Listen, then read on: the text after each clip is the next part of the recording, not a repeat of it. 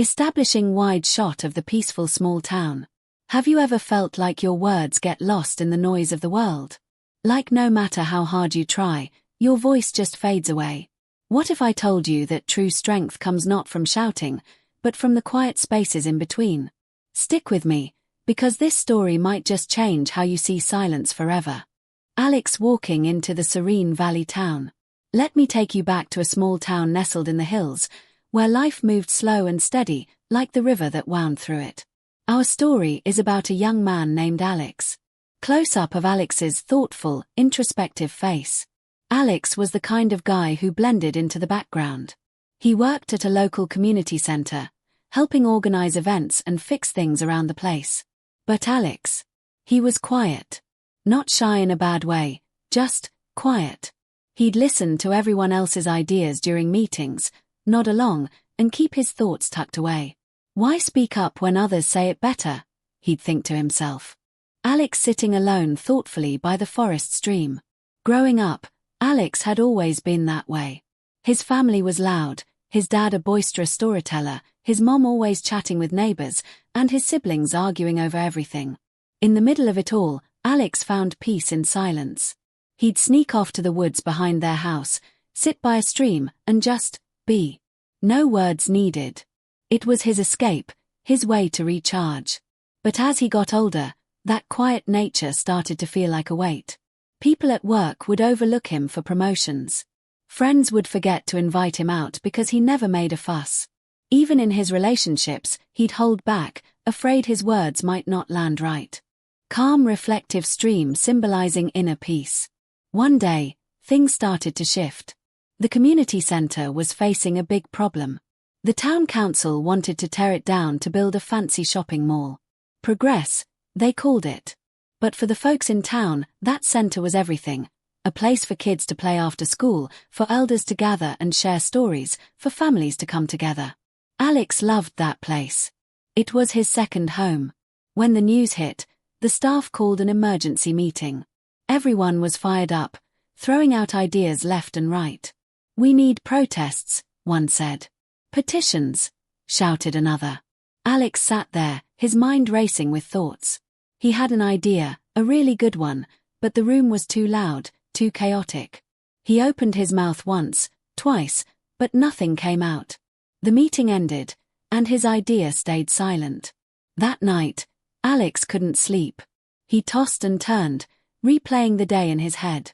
Why didn't I speak up? He whispered to the dark room. The next morning, feeling defeated, he headed to his old spot by the stream.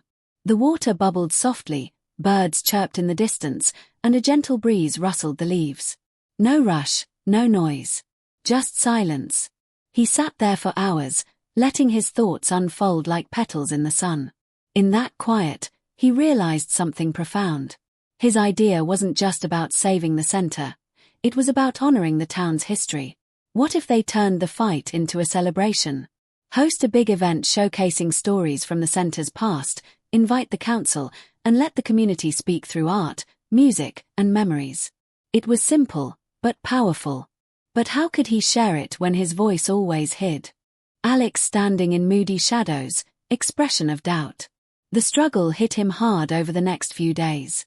The town buzzed with worry, people losing hope, the center's future hanging by a thread. Alex tried to join conversations, but every time, doubt crept in. What if they laugh? What if it's dumb? At work, his boss pulled him aside. Alex, you're a good worker, but you need to step up. We can't read your mind. Those words stung. He felt invisible, like his quietness was a curse. One evening, walking home, he passed a group of kids playing. One little girl, smaller than the rest, stood quietly while the others yelled and laughed.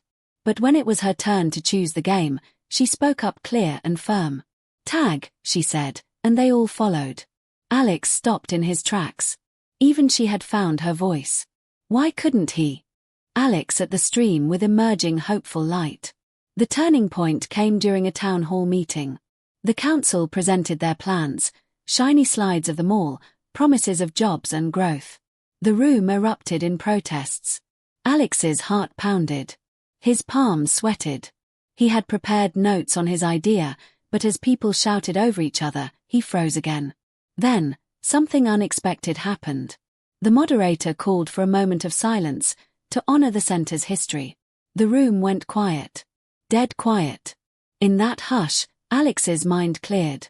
No more chaos drowning him out. He thought of the stream, the peace it brought. This was his silence, his space to gather strength. Golden rays breaking through clouds over the valley. As the silence stretched, Alex stood up. His legs shook, but he didn't sit back down. "Excuse me," he said, his voice steady, though soft at first. Heads turned. "I have an idea." He paused, letting the words sink in. Then he shared it all, the event, the stories, the heart of the community. No yelling, just truth spoken from a quiet place. The room listened. Really listened. Whispers turned to nods, then applause.